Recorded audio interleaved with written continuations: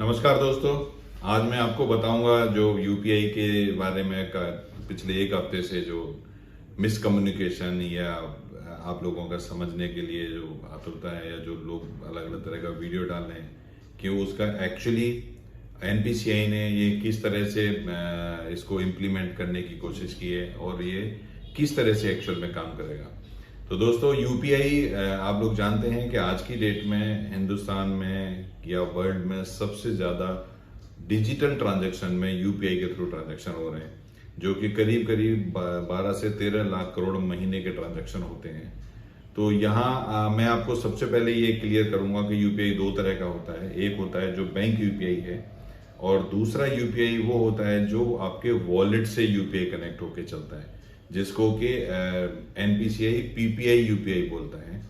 तो जो भी ये अभी नया डायरेक्शंस आए हैं, नया नोटिफिकेशन आया है, वो एक तो सबसे पहले सारे यूजर्स के लिए ये आज भी फ्री है। कोई यूजर्स के ऊपर चार्ज नहीं लगने वाला है, चाहे वो बैंक की यूपीआई हो चाहे वो वॉलेट की यूपीआई हो, कोई यूजर के ऊपर चार्ज नहीं लगने वाला है।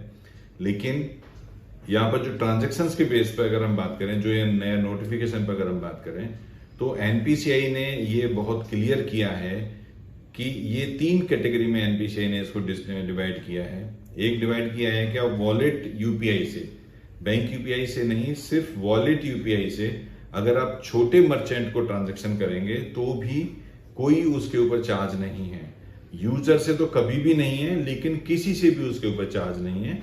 छोटे मर्चेंट को, जो छोटा सब्जी वाला, रेडी वाला, छोटे छोटे जो मर्चेंट जो क्यूआर कोड लेके बैठे हैं, उनके ऊपर कोई चार्ज नहीं है। लेकिन इसके साथ ही उन्होंने ये कहा है कि अगर 2000 रुपए से ज्यादा का यूपीआई ट्रांजैक्शन अगर किसी छोटे मर्चेंट पर भी होगा तो उसके ऊपर एक इंटरचेंज चार्ज जनरेट होगा।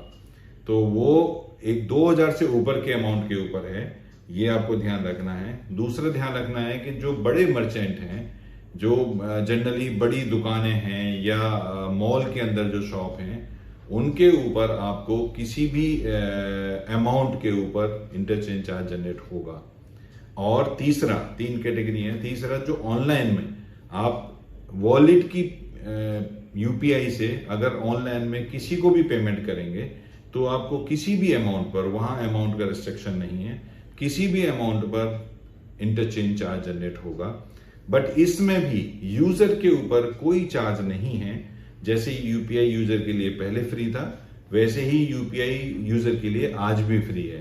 तो आप इन 3 चीजों का आपको ध्यान रखने जैसा कुछ भी नहीं है, यूजर के पॉइंट ऑफ व्यू से ध्यान रखने जैसा कुछ भी नहीं है। सिर्फ ये मर्चेंट के ऊपर जो इंटरचेंज चार्ज आया है, कैटेगरिकली इंटरचेंज चार्ज आया है, उसमें भी 1.1% फ्लैट नहीं है, जैसा कि बार बार न्यूज में बताते हैं 1.1% चार्जेस, वो फ्लैट नहीं है।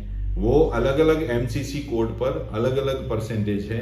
कहीं फिक्स अमाउंट है, कहीं मिनिमम 0.6% भी है, 0.7% भी है, 0.9% भी है, और किसी किसी एमसीसी कोड पर किसी किसी कैटेगरी में 1.1% भी है। But 1.1% is the higher side and the lower side is fix 10 rupees.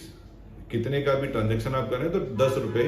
तो इस 10 रुपए फिक्स पर बिल से लेके हायर साइड 1.1% तक का ये इंटरचेंज चार्ज आया है।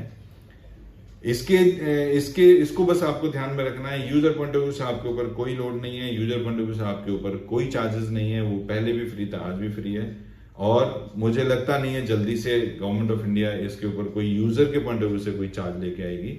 बट यस, क्योंकि इसमें बहुत सारी टेक्नोलॉजी, बहुत सारे सिस्टम्स इन्वॉल्व होते हैं, तो एक छोटा सा चार्ज जरूर उन्होंने डाला है, but not only user base, in 3 category के बेस पर जो मैंने आपको एक्सप्लेन किया। आई होप कि आपको ये चीज बहुत अच्छे से समझ आया होगा, और मैं उम्मीद करूंगा कि आपको इस तरह की और इंफॉर्मेशन अपने आगे आने वाले बात अपनों के लिए मैं और ज्यादा डिटेल से क्लियर कर पाऊं।